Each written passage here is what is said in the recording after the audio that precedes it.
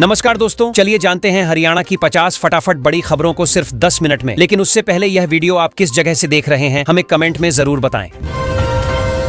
हरियाणा की पहली ई लाइब्रेरी लगभग तैयार हो चुकी है, जिसमें एक साथ 200 छात्र डिजिटल तरीके से पढ़ाई कर सकेंगे। यह पहल राज्य के शिक्षा विभाग की एक बड़ी योजना का हिस्सा है। इसका मकसद ग्रामीण क्षेत्रों में भी आधुनिक शिक्षा का माहौल बनाना और बच्चों को तकनीक से जोड़ना है। ईएसआई अस्पताल में एमआरआई और सीटी स्कैन मशीन लगाने की योजना लंबे समय से अटकी हुई है। अस्पताल प्रबंधन ने बताया कि प्रस्ताव तैयार है, लेकिन फंड और मंजूरी की प्रक्रिया पूरी नहीं हुई। मरीजों को बाहर जाकर जांच करवानी पड़ रही है, जिससे परेशानी बढ़ी है। जिला परिषदों में तैनात कर्मचारियों को पिछले 9 महीनों से वेतन नहीं मिला है। इस कारण उनकी दिवाली भी बेरंग रही। ये कर्मचारी ठेके के माध्यम से नियुक्त किए गए थे। अब कर्मचारियों ने सरकार से जल्द भुगतान की मांग करते हुए प्रदर्शन करने की चेतावनी दी है। गुरुग्राम में सड़कों से मिट्टी हटाने के लिए अभियान चलाया जाएगा। इस काम की निगरानी पार्षद स्वयं करेंगे, ताकि शहर की साफ सफाई बेहतर रखी जा सके। नगर निगम ने कहा है कि यह कदम प्रदूषण पर नियंत्रण के लिए जरूरी है, खासकर दीपावली और सर्दी के मौसम में। सरदार पटेल की जयंती पर गुरुग्राम में रन फॉर यूनिटी कार्यक्रम हुआ। सैकड़ों लोग एकता और अखंडता के संदेश के साथ दौड़े। इस मौके पर प्रशासनिक अधिकारी और स्कूली छात्र भी शामिल हुए। सभी ने देश की एकता को बनाए रखने का संकल्प दोहराया। गुरुग्राम में 12वीं के छात्र ने 18वीं मंजिल से कूदकर आत्महत्या कर ली। पुलिस का कहना है कि मौके से कोई सुसाइड नोट नहीं मिला है। फिलहाल आत्महत्या की वजह स्पष्ट नहीं है, पर मानसिक दबाव की जांच की जा रही है। परिवार बेहद सदमे में है। गुरुग्राम में कंपनी वेंडर्स के नाम पर अपने खाते में पैसे ट्रांसफर करने वाले आरोपी को गिरफ्तार किया गया है। आरोपी ने चालाकी से कंपनी के अकाउंट डिटेल बदल दिए थे। पुलिस ने आरोपी के खिलाफ धोखाधड़ी का मामला दर्ज कर लिया है। गाड़ी का साइलेंसर चोरी करने वाले युवक को पुलिस ने गिरफ्तार किया है। आरोपी लंबे समय से ऐसी घटनाओं को अंजाम दे रहा था और कबाड़ी को बेच देता था। पुलिस ने उसके पास से चोरी के कई साइलेंसर बरामद किए हैं। ऑनलाइन सट्टे की लत ने एक कंपनी के अकाउंटेंट की जिंदगी बर्बाद कर दी। अकाउंटेंट ने सट्टे में नुकसान पूरा करने के लिए कंपनी के खाते से पैसे निकाल लिए। पुलिस ने आरोपी को गिरफ्तार कर जेल भेज दिया है। गुरुग्राम में ट्रॉली बैग से 3 लाख रुपए चोरी करने वाले ऑटो चालक को पुलिस ने पकड़ा है। आरोपी ने एक महिला यात्री का बैग बदल लिया था। सीसीटीवी फुटेज की मदद से पुलिस ने आरोपी की पहचान की और रकम बरामद कर ली। गुरुग्राम के नागरिक अस्पताल में असिस्टेंट मेट्रन नीलम मल्होत्रा की सेवानिवृत्ति पर सभी भावुक हो गए। सहकर्मियों ने उनके लंबे सेवा काल और मरीजों के प्रति समर्पण की सराहना की। कार्यक्रम में अस्पताल स्टाफ ने उन्हें शुभकामनाएं दी। गुरुग्राम में सहरावण गांव के पास बनने वाले टोल प्लाजा पर अड़चन आ गई है। बैठक में स्थानीय लोगों ने टोल की जगह को लेकर आपत्ति जताई है। प्रशासन ने कहा है कि जल्द समाधान निकालने की कोशिश की जाएगी, ताकि निर्माण कार्य न रुके। हरियाणा सरकार ने कुछ शिक्षकों का कार्यकाल बढ़ा दिया है। अब वे इस माह तक अपनी सेवा जारी रख पाएंगे। सरकार ने कहा है कि नए शिक्षकों की नियुक्ति प्रक्रिया पूरी होते ही नियमित व्यवस्था की जाएगी। रेवाड़ी में बदमाशों का सिर मुंडवाकर परेड निकालने के मामले में पुलिस पर बर्बरता का आरोप लगा है। हाईकोर्ट ने इस मामले में जवाब मांगा है। वीडियो वायरल होने के बाद मानवाधिकार आयोग ने भी कार्रवाई की मांग की है। हरियाणा के पूर्व मुख्यमंत्री भजन लाल की बेटी, दामाद और नातिन को धोखाधड़ी के आरोप में गिरफ्तार करने के आदेश जारी हुए हैं। पुलिस 6 महीने से उनकी तलाश में थी। मामला करोड़ों रुपए के जमीन सौदे से जुड़ा बताया जा रहा है। बिना पंजीकरण चल रहे प्ले स्कूलों पर राज्य बाल अधिकार संरक्षण आयोग ने सख्ती दिखाई है। आयोग ने निर्देश दिए हैं कि सभी अपंजीकृत स्कूल तुरंत बंद किए जाएं। सरकार जल्द सर्वे कराकर कार्रवाई करने की तैयारी में है। महेंद्रगढ़ रोड पर बड़ा हादसा हुआ, जहां बाइक से टकराने के बाद कार पेड़ से भिड़ गई। हादसे में चाचा और 2 भतीजों की मौत हो गई। पुलिस ने शवों को पोस्टमार्टम के लिए भेजा और जांच शुरू कर दी। हरियाणा में राज्य स्तरीय खेल प्रतियोगिताएं शुरू होने जा रही हैं। इनमें करीब 7000 खिलाड़ी हिस्सा लेंगे। सरकार ने कहा है कि इस आयोजन से युवाओं को खेलों में आगे बढ़ने का मंच मिलेगा और राज्य की खेल प्रतिभाएं निखरेंगी। बवाना इलाके में नकली देसी घी बनाने का खुलासा हुआ है। पुलिस ने रिफाइंड तेल से बना 3700 लीटर से अधिक नकली घी बरामद किया और 2 आरोपियों को गिरफ्तार किया। फैक्ट्री में मिलावटखोरी के खतरनाक तरीके अपनाए जा रहे थे। गुरुग्राम के एक होटल में नाबालिग से दुष्कर्म करने वाले आरोपी और फर्जी आईडी पर कमरा देने वाले होटल संचालक को पुलिस ने पकड़ लिया है। पुलिस अब होटल लाइसेंस और सीसीटीवी रिकॉर्ड की जांच कर रही है। गुरुग्राम में मेट्रो स्टेशन पर एक युवक ने ट्रेन के आगे छलांग लगा दी। घटना से स्टेशन पर हड़कंप मच गया। युवक की पहचान नहीं हो सकी है और पुलिस सुरक्षा व्यवस्था पर सवाल उठा रही है। गुरुग्राम में बॉक्सिंग सीरीज जीतकर लौटे खिलाड़ी पुष्पेंद्र का शानदार स्वागत हुआ। परिवार और खेल प्रेमियों ने फूल मालाओं से उनका अभिनंदन किया। पुष्पेंद्र ने कहा कि वे अब राष्ट्रीय स्तर पर पदक जीतने की तैयारी में हैं। हरियाणा में चुनाव प्रचार ने नया रंग ले लिया है। कहीं पत्नी अपने पति के लिए वोट मांग रही है तो कहीं बेटी अपनी मां के लिए प्रचार कर रही है। जनता भी इस अलग अंदाज के चुनावी माहौल को खूब पसंद कर रही है। भारतीय टीम के पूर्व कप्तान मोहम्मद अजहरुद्दीन तेलंगाना में कांग्रेस सरकार में मंत्री बने हैं। बीजेपी ने उनके मंत्री बनने पर आलोचना की है। हरियाणा में भी इस पर सियासी बहस शुरू हो गई है।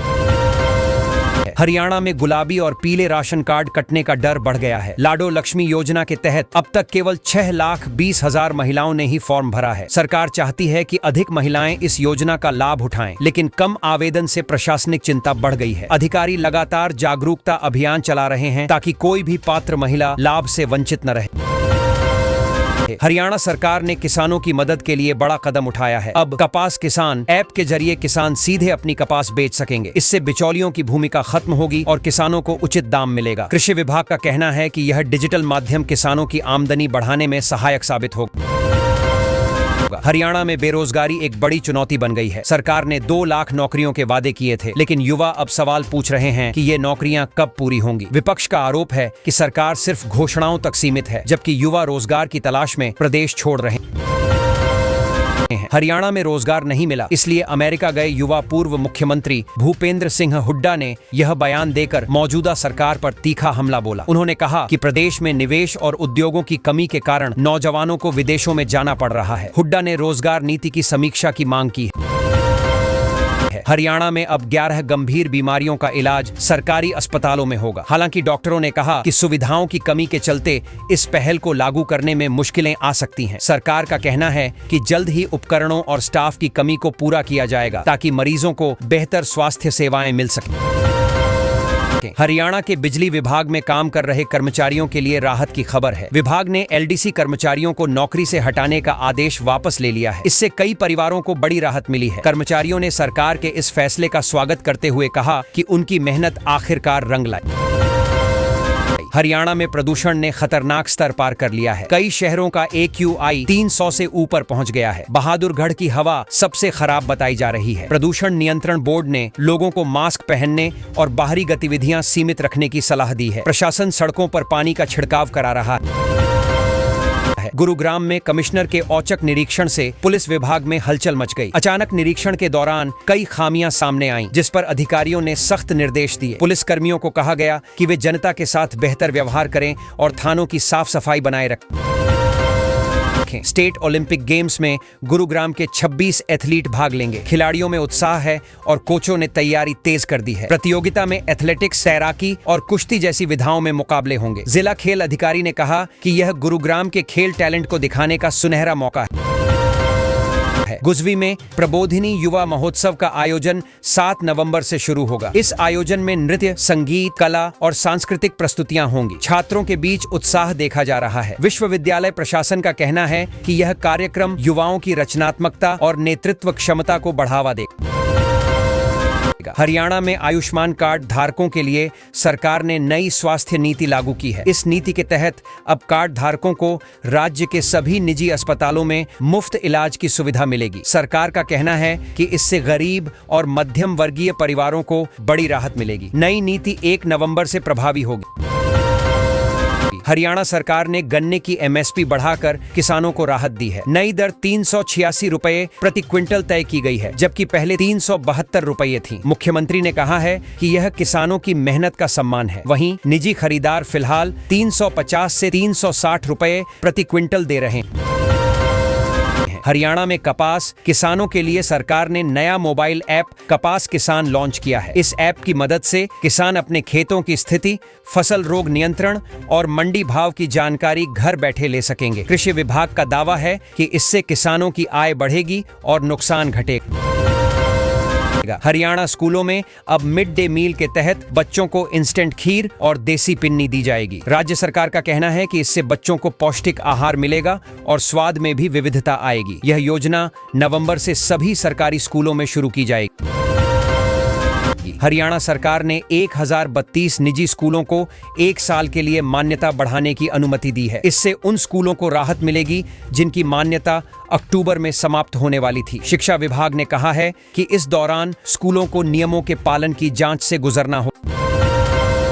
कैबिनेट मंत्री रणबीर गंगवा ने सैनिक विहार कॉलोनी में सीवरेज और पेयजल कार्यों का शुभारंभ किया है। उन्होंने कहा कि सरकार हर घर को साफ पानी और बेहतर सीवरेज व्यवस्था उपलब्ध कराने के लिए प्रतिबद्ध है। इन परियोजनाओं से हजारों लोगों को सीधी सुविधा मिलेगी।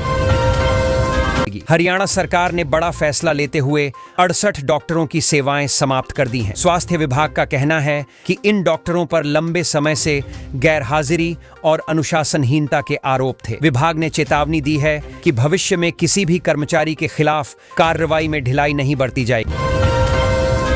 हरियाणा में नवंबर से पानी के बिल दोगुने हो जाएंगे। सरकार का कहना है कि यह फैसला पानी की बर्बादी रोकने और आपूर्ति व्यवस्था सुधारने के लिए लिया गया है। फिलहाल यह बढ़ोतरी पंचकूला, करनाल और गुरुग्राम जैसे शहरों में लागू की जाएगी। करनाल में रेलवे रोड स्थित पुरानी लाइब्रेरी को हाईटेक बनाने की तैयारी शुरू हो गई है। नगर निगम ने गलियों के निर्माण के साथ आधुनिक लाइब्रेरी की योजना मंजूर की है। इसमें ई-रीडिंग सुविधा, कंप्यूटर और डिजिटल बुक सेक्शन जोड़े जाएंगे।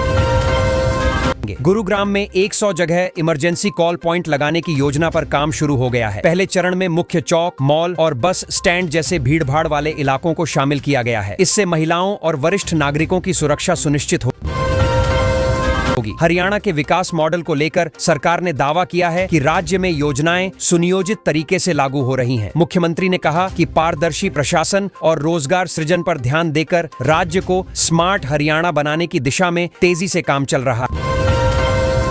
हरियाणा में सर्दियों की शुरुआत हो चुकी है। ठंडी हवाओं के साथ प्रदूषण भी चिंता का कारण बन गया है। पर्यावरण विभाग ने लोगों से अनावश्यक वाहन प्रयोग से बचने और घरों में प्रदूषण कम करने की अपील की है। आने वाले दिनों में तापमान और गिरने की संभावना है। उत्तर भारत में हवा जहरीली हो गई है और हरियाणा का रोहतक 426 AQI के साथ सबसे प्रदूषित शहर बन गया है। प्रदूषण नियंत्रण बोर्ड ने निर्माण स्थलों और औद्योगिक इलाकों पर सख्त निगरानी शुरू की है। वहीं स्कूलों को खुले में खेलकूद सीमित करने के निर्देश दिए गए हैं। दिल्ली, NCR, हरियाणा, यूपी और राजस्थान के कुछ इलाकों में अगले 2 घंटे में बारिश के आसार हैं। मौसम विभाग ने अलर्ट जारी करते हुए कहा है कि इससे प्रदूषण स्तर में थोड़ी राहत मिल सकती है। हल्की ठंडक के साथ मौसम में बदलाव देखने को मिलेगा।